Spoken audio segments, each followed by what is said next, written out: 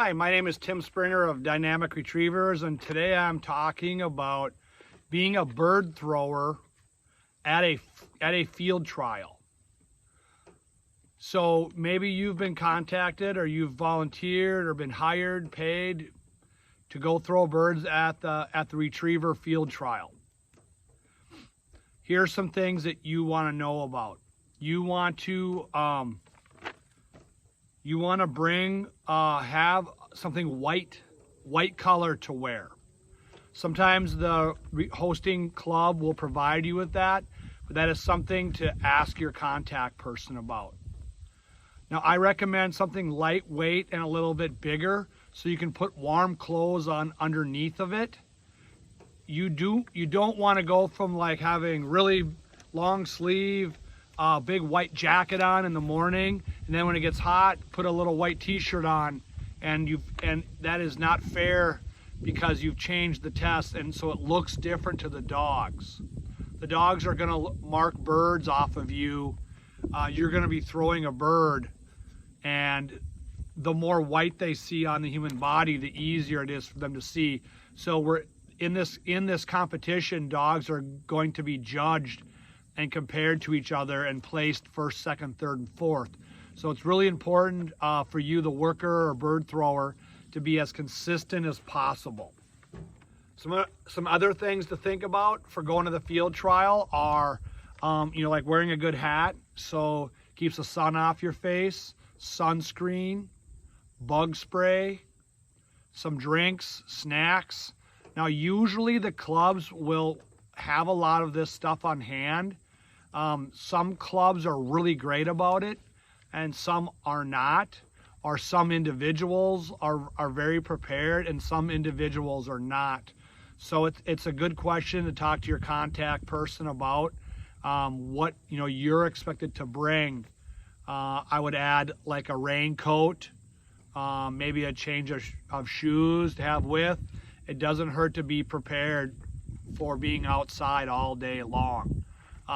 And it doesn't hurt to have some of this stuff with, even if you don't end up using it, you still have it. So I would say, if in doubt, bring everything that you think you'll need. So besides having white to wear for the dogs to see you, you're going to want a more natural colored alternative too, because there are jobs like planting a blind retrieve, which the dogs don't see. If you're that person planting the blind retrieve, you don't want to be wearing white. You might be asked to help up around the line where the dogs are running from and where the judges are at. You might be taking birds and hanging them to dry and doing things. And if you're up there, you also do not want to be wearing white. So have a, green or dark, like a light green or kind of could be camouflage would be ideal, but something that's a darker color and not very light, or definitely not white. But you want to have both options with you when you're working the field trial. So if you're a paid worker at the field trial, plan on getting paid after you're all done. I know so often the field trial lasts 3 days, and sometimes you'll have workers that expect to get paid every day, and usually at the end of the field trial, everyone gets paid. So kind of budget for that unless you've made other arrangements. Just plan on getting paid one time. Even if you worked 2 or 3 days, you're just more than likely getting paid once at the end. So if you're a good bird thrower, you have a technique. I like to hold the bird by 2 wings like this, like a handle, okay? Sometimes if the wings are really broken or whatever, then I would go by a wing and the head. But I like to grab 2 appendages of the bird, and then I like to take a nice step, and a nice high arc throw is generally what you want, because it gives the dog the best chance to see the bird. But ultimately, the most important thing is that you are consistent. We don't want to have one really high, nice bird, and then the next one's just zoom, like a worm burner, barely above the ground, and the dog can't see it. We want to be as fair as we can and be as consistent as possible for all the dogs. I'll add one thing on the bird throwing deal here. I would recommend wearing a pair of lightweight gloves and be very careful of like a bone cutting you. If you should get cut a little like deep at all by a bone, I would get that cleaned up right away. Like let the dog run, and then when that dog is done, you're in between dogs, then use a walkie-talkie or whatever and tell your judges that you got cut by a bird and get that cleaned up. Just so you don't get like an infection or something. So you're going to find out from the judge where you're throwing the bird to. The judge might use some confusing terminology, and I'll do a little drawing to show that, but they might say angle back or throw it flat. They're going to use a lot of words that maybe they think you should know, and if you're not experienced at training dogs, retrievers, then you wouldn't know what this terminology means. So do not feel bad if someone tells you and uses some kind of language that you don't understand. That's perfectly fine if you're not doing this all the time. So just ask for clarification and don't be embarrassed by that. All right, so here's your person running the dog, and your judges are back here, and you're out here throwing a bird. Here's some helpful verbiage. So here to number 1, this would be an angle back throw going this way. Nice high arc, lands over here. Number 2 would be called a flat throw. Nice high arc, lands there because it's a 90 degree, it's flat from where the bird falls, from here to here. This is, degree angle back. And then 3 is an angled in. So the judges would say these are all throws to the right. So they'd say to the right and angle back because it's from their perspective where they're running. If they talk like that, I want an angle back throw to the right. 1, I want a flat throw to the right. 2, I want angle in throw to the right. 3, and angle in would be the least common, with 1 and 2 being more common. If they said like a hard angle back, that might be over like here, right? This would be straight back, which hopefully they would never do, but that's some of the terminologies. All right, so find out where the field trial is from your contact person and have a plan on how you're getting there.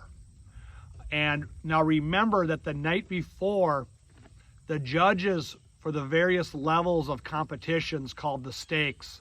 There's different stakes at a field trial. It's like for different levels of dogs. The judges have gone around and decided and chosen where they're going. So sometimes it's very hard for your contact person to tell you exactly where to go. But you get to the field trial event, and then you go and find your stakes chairperson. That's the person that's in charge of the level of dogs that are running the stake. They're in charge of that stake, and that's who you report to. So make sure you know who they are or have their contact number. So when you get there, you go find them. They probably don't have time to be looking for you. They might not know who you are. There's people everywhere. But I can tell you that they probably desperately need you to be there and help get things set up and get things started. The one thing about helping out, make sure if you're bringing out birds, bags of birds or live birds, that you're not setting them down on the ground where you're not supposed to, because this will leave a lot of scent. And this can be very unfair for the first few dogs to run if there's a lot of scent in different places where it shouldn't be. So be very careful about where you set down crates of birds or bags of dead birds. So these are holding blinds, and people are waiting in them with their dogs for their turn to run. These are your judges up on line, and they are judging the dogs. When you are in the field, this is what you'll see the judges doing, or something similar, signaling for each throw. So that was 1, 2, and there's throw number 3 right now.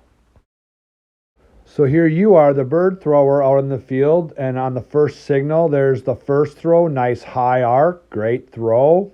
Dogs can see it. Then the judge signals again, and here goes throw number 2. A shot, bang, and then a throw. Nice high arc and very consistent. You have your instructions on when to sit down, and you'll do it the same way for every single dog. One thing to keep in mind is to remain consistent with what the dogs are seeing. So you want to keep like your light jacket zipped up the same. You don't want it open. If you're standing square to the dog before you throw, then keep doing that. Don't suddenly stand sideways.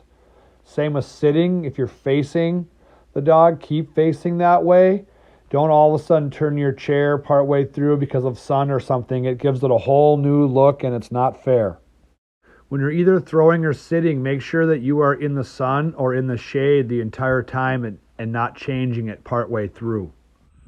Okay, so we're setting up a mark here, and we want to make sure we do not put bird scent where we don't want bird scent. So I'm going to talk to my bird thrower. Okay, right gun.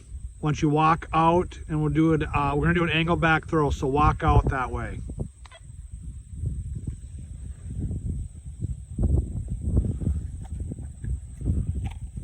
Okay, more to your right. More to my right, sorry. Yeah, that way. Okay, that's where I want the bird to land, right there. Go ahead and put that ribbon on a piece of grass.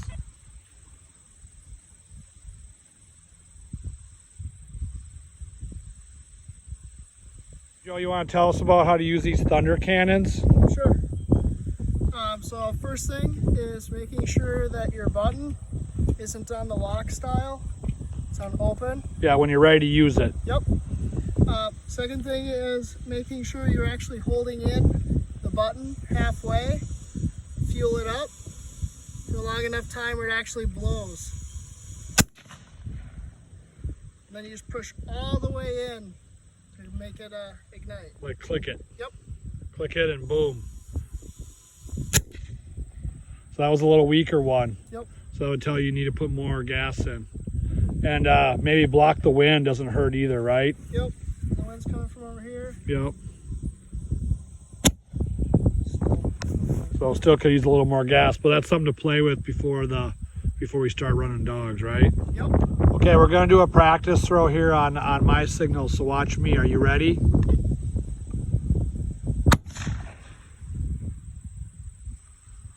All right, that looked really good.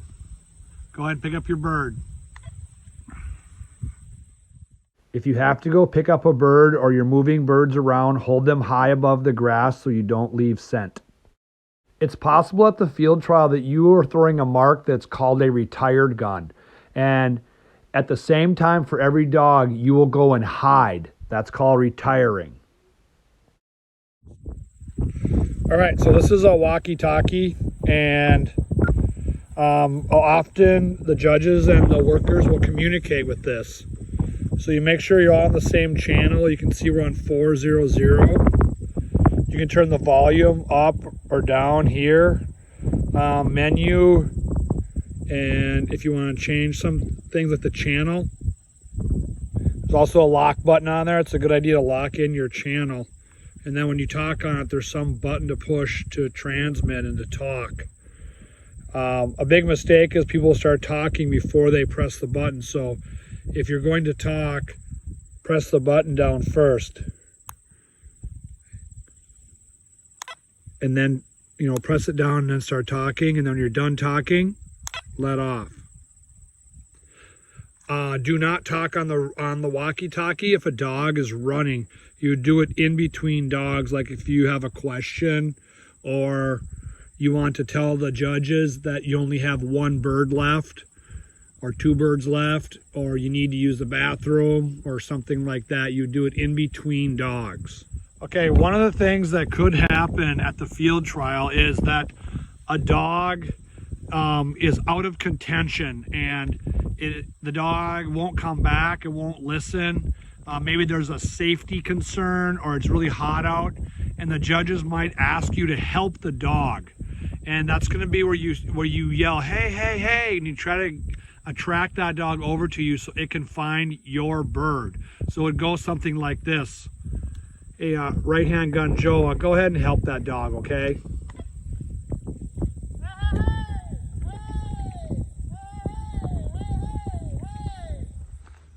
So when you're throwing birds at the field trial, one thing to keep in mind is trying not to distract or be unfair accidentally to any of the dogs. So make sure you for sure understand your routine of when do you go sit down or when do you go hide or retire. And then once you do sit down, the dog is running, just be careful about any noise you might make, any movements you might make that might distract a dog and give it and make it unfair. So again, consistency is very important. If you're able to like quietly kind of look at your phone, you know, when it's not your turn to do something, that's fine. If the phone is very distracting for you, then it's probably better off not to look at it very much. But that's different for everybody, so keep that in mind. So once everything is kind of set up right away in the morning, gonna start, the judges are gonna tell you where they want the bird to fall, how to do it.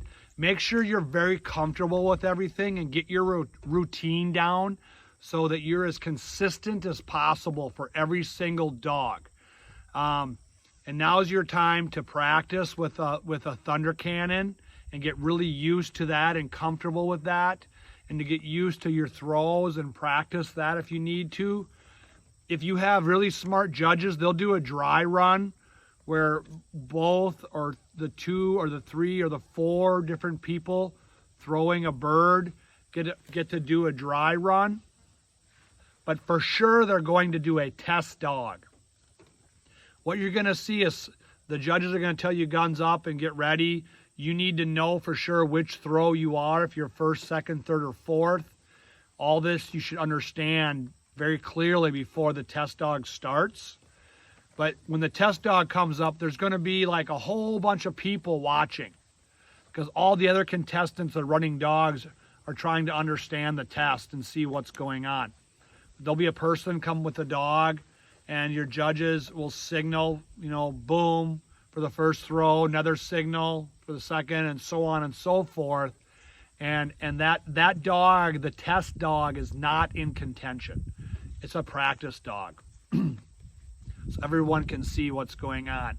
So it's important to know what's going on before test dog. But if you have any questions at this point, wait till the test dog is done running. And then now's your time to ask the judges or the stakes chairperson for some clarification on a few things. You want to definitely have use the restroom at this point, have your water, your bugs, stuff you need, you have right now, because once dogs start to run, we need to keep this thing going, because we have to get done, we have to finish. So we want to put on a high quality event and at the same time be as efficient and manage our time as best as possible. So a certain kind of retrieve in a field trial where the dog doesn't see a bird thrown is called a blind retrieve. And so we're going to have a blind retrieve in front of this bush. If they say in front of it, they mean from the perspective of where the dog starts running, not from your perspective where you're the person that's putting out the blind retrieve. They call this planting the blind. So you're in your hiding area, no white on here at all. You're hiding good, and then plant the blind, please. The judges will say, and you come out from your hiding spot, you put the bird down, and then you go back and you hide again and stay quiet and wait for the next time to plant the blind. So when you plant the blind, you want the same every time, like in the same spot. You don't want one duck to be like this and then the next one, with a white wing up, and it's way easier. So you want it to be consistent and fair and plant it in the same spot in the same way for every dog. So once the first series is completed and all the dogs have ran, the judges are going to look through their books, and they're going to decide on callbacks to the next series. and there'll be another test for the same group of dogs, but now there'll be less dogs. So this doesn't mean that you're done off the hook. There'll probably be some stuff to help out with. It may be a time where you just get a little bit of a break for a few minutes, maybe eat lunch now, things like that. But don't take off and disappear, because you probably have to take some stuff down and then get things reset up again for the next series, it's called. Lots of times that'll be a blind retrieve series, so the dogs will be sent out and the handlers blow a whistle like this, and they do some hand signal stuff, and they try to get the dog to pick up the bird or the birds that the dog has never seen fall. And maybe you're the blind planner, so you're not wearing white, you're putting this bird down. I have a video on that. But there'll be 1 or 2 series of that. And then usually the final series is again marks again on water, and there'll be way less dogs to run, and it'll take longer per dog because they have to swim through the water, and that takes a longer time than just run on land. And oftentimes these tests carry over to the next day. So just so you kind of know how it works and what to expect. And it can be long days, medium days, but just plan for a long day and check the weather so you are prepared. It often can be hot, it can be rainy. We definitely don't want anyone out in lightning. That's dangerous, or extremely heavy downpour or hail. We're not going to run dogs then, so you'd come in and get in your vehicle, but as soon as it lets off, boom, back at it again. So check the weather. Be prepared. Ask questions before with your contact person. Make sure you know what's going on, and don't be afraid to ask questions, like I've said, because we want this to be a good experience for you too, and hopefully you will enjoy yourself if you kind of know what to expect. I guess one thing I'll add is I want you to know how important you are as a bird thrower. That this is not some menial job. This is extremely important. And these people have trained their dogs and put a lot of time and effort and money into training these dogs. And if you weren't throwing birds, we couldn't have a test. So you're just providing such an opportunity for us to run our dogs. And I want to thank you for doing that. And when you're out there all day, just please understand, that it is very important what you're doing, and to take pride in your work and to do a good job. And feel good about yourself for a long day in the field and being outside. So again, thank you.